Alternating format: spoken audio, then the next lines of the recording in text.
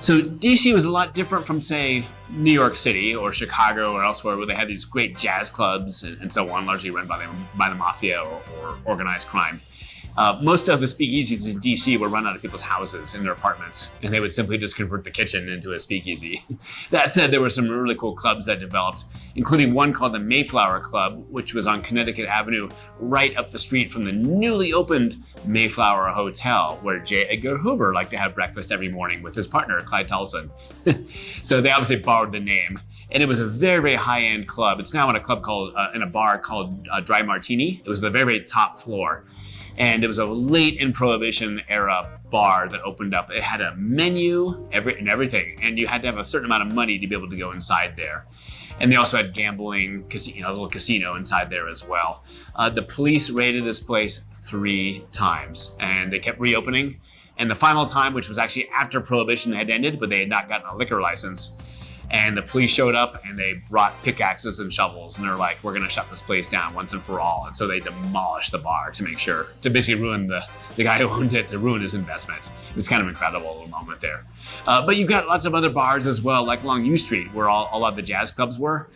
And these places really towed the line fairly well. I mean, they knew that, I was considered like jazz is the soundtrack to Prohibition. And jazz, by the way, is protest music. It's a way for African Americans to protest the conditions in an era of Jim Crow, where they cannot vocalize what's going wrong in this country, but yet they can produce music that is protest music. And the whole country takes up jazz. We all love it, starting really in 1916.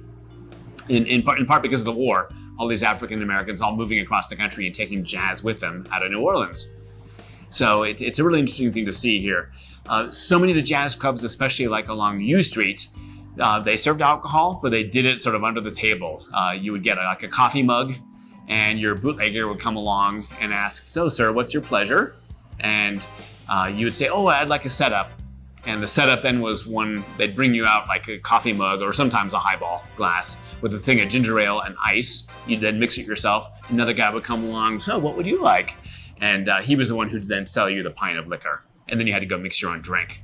And because oftentimes it was in a coffee mug, the whole point was it looked like, in case there was ever a raid, that everyone was sitting around drinking coffee instead of drinking a cocktail. So, and they also had managed this risk by having 2 different people doing this. So one person bringing you the ginger ale or soda, and the other person being the person bringing you the pint of liquor. And that way, in case that person ever got caught, the owner would be like, "I've never met that person in my life.